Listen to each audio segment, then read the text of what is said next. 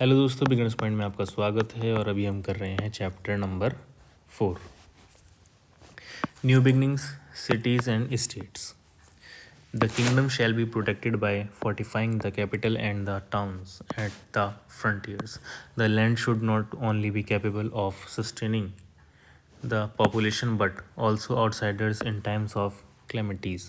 It should be beautiful, being endowed with cultivatable lands, mines, timber forest, elephant forest, and good pastures, rise in cattle.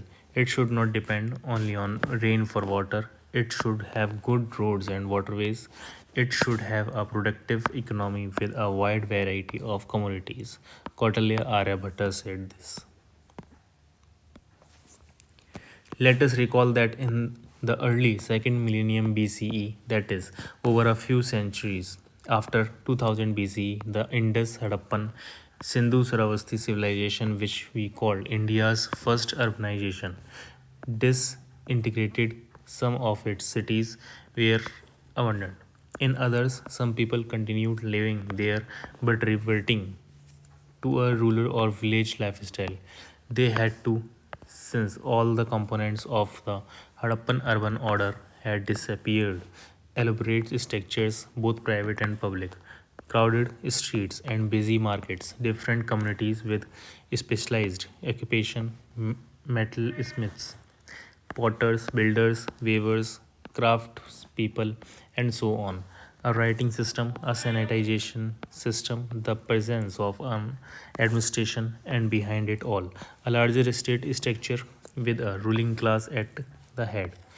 And for a whole millennium, urban life remained absent from India through there may have been a few towns here and there is in North India. Indeed, there were important regional cultures which we need to not study here. Then, in the first millennium BCE, a vibrant new phase of urbanization began in the Ganga Plains, parts of the Indus or Sindhu Basin, and neighboring regions, gradually spreading to other parts of the subcontinent. How do we know this? Mainly from two sources: archaeological excavations that have confirmed the existence of those ancient urban centers and ancient literature describing them. Late Vedic, Buddhist, and Jain literatures are full of references to these new urban centers. This new phase is often called India's second urbanization, which incidentally has continued right up to today. Let us see how this phase emerged. Janpadas and Mahajanpadas. Towards the end of the second millennium BCE, regional cultures gradually reorganized themselves in North India as people from clans and groups, probably sharing a common language and common customs. Each clan came to be associated with a territory or janpada led by Raja or ruler. Janpada is a Sanskrit word which means where the people, Jana, have set foot, pada, that is, have settled down. The Janpadas grew has trade networks expanded and connected them. By the 8th and 7th centuries BC, some of those early states had merged together. The resulting bigger units were known as Mahajanpadas. Although the texts have different lists of them, the more frequent list gives the names of 16 Mahajanpadas extending from the Gandhara in the northwest to Anga in the east and to Ashmaka in central India, close to the Godavari River sea map. There may have been a few more, along with some smaller Janpadas continuing independently. The most powerful of these new states were Magd, Kaushala, Vats, Avanti. Looking at the map, can you identify their capitals? Also, how many can you match with Indian cities of today? Compare this map with the map of regions mentioned in Mahabharata 5.4 in chapter India, that is Bharat, grade 6, and list the names common to both maps. What do you think this applies? कहाँ है map ये? This is map. Kamboj, Pushkalavati, Gandhara, Takshashila, कुरु साम्राज्य, इंद्रप्रस्थ, ये भारत का हो गया.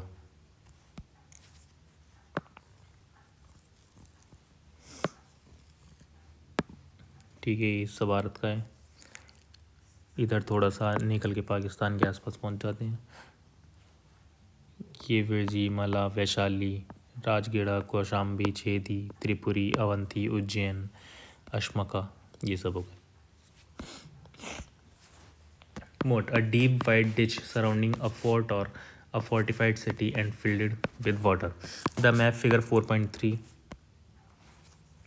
shows the Mahajanpadas capitals. Most were fairly large well fortified cities with a moat running outside the fortifications as further defense. Often the gateways through the rampart walls would be deliberately kept narrow so guards may control the movement of people and goods entering or leaving the city. It is fascinating to note that most of those ancient capitals continue to be living cities today.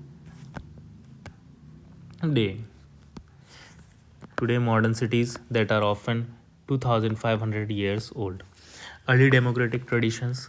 Each Janpada had an assembly or council called Sabha or Samiti, where matters concerning the clan would be discussed. Remember from the chapter on India's cultural and roots that the words Sabha and Samiti first appear in the Vedas, India's most ancient text. We may assume that most of the members were elders in the clan. The Raja was not expected to rule independently or arbitrarily.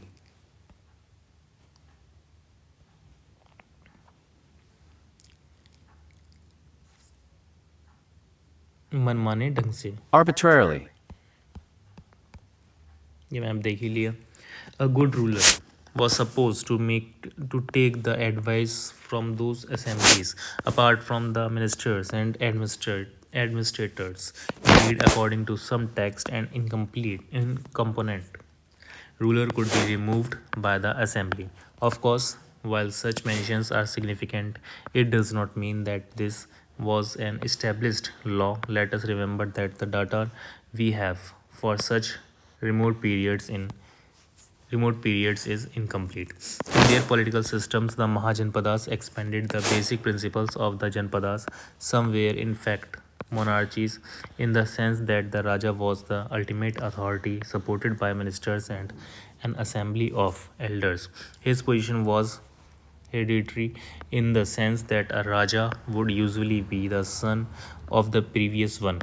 The king would collect taxes or revenue, maintain law and order, get impressive fortifications built around their capital, and maintain an army to defend the territory or wage war with neighboring ones. As the case may be, Magda, located in part of today's Bihar, Kosala in part of today's Uttar Pradesh, and Avanti in part of today's Madhya Pradesh, were among the most powerful such states. However, at least two Mahajanpadas, Viji or Viji, and the neighboring Malla, had a different system. The Sabha or Samiti had more power and took important decisions through discussion and, if necessary, through vote. Surprisingly, this included the selection of the Raja. This means that those Mahajanpadas which were called Ganas and Sanghas were not monarchies. Their functioning might be called democratic since members of the assembly were the ones to select the ruler and take major decisions. In fact,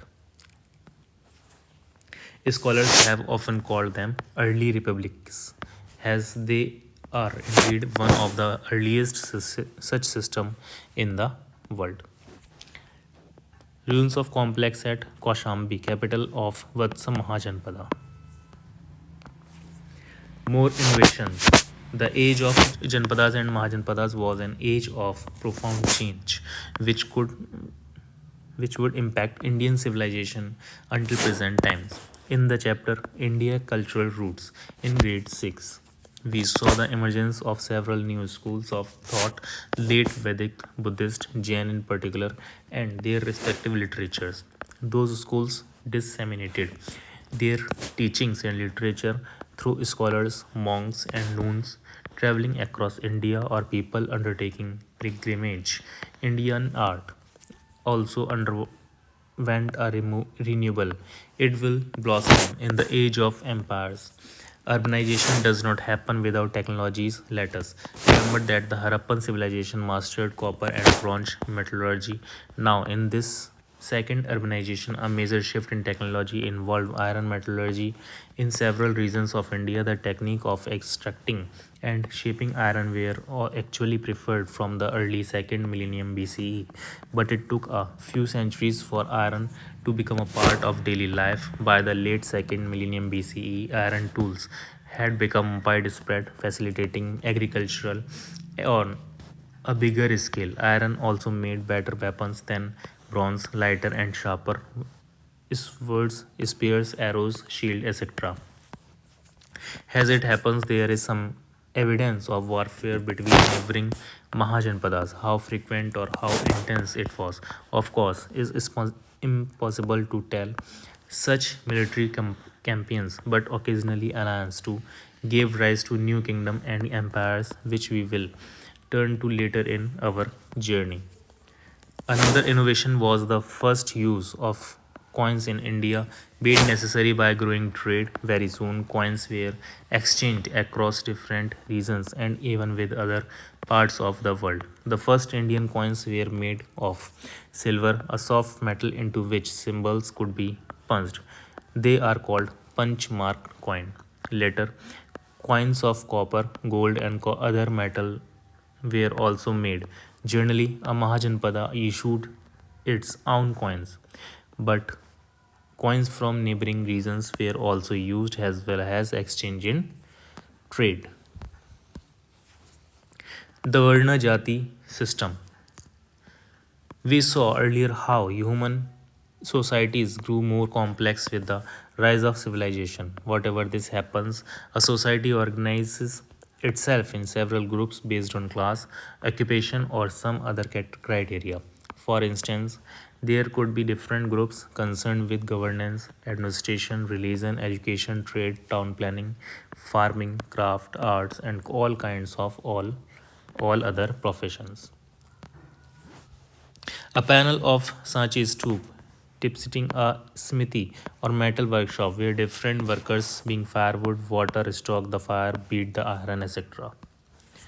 A few punchmark coins from various ancient cities of North India. In an ideal society, all those groups would complement each other and work in harmony. But most of the time, these divisions also lead to inequalities. Some groups acquire more wealth, power, or influence than others.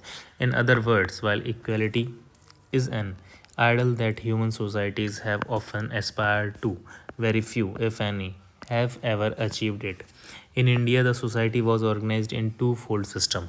One category was the jati, a group or community of people with a specific professional occupation closely tied to their livelihood. The skills that defined a particular jati, for instance, skill in agriculture, metallurgy, commerce, or any craft, was generally transmitted from generation to generation. Often, a jati would get further subdivided into subjatis, each of which developed customs and traditions of its own. For instance, concerning marriage, rituals, or food habits. Along with the jati, there is another category, that of varna, a concept that emerged from Vedic text. There were four words. चलो यहाँ से करेंगे कल.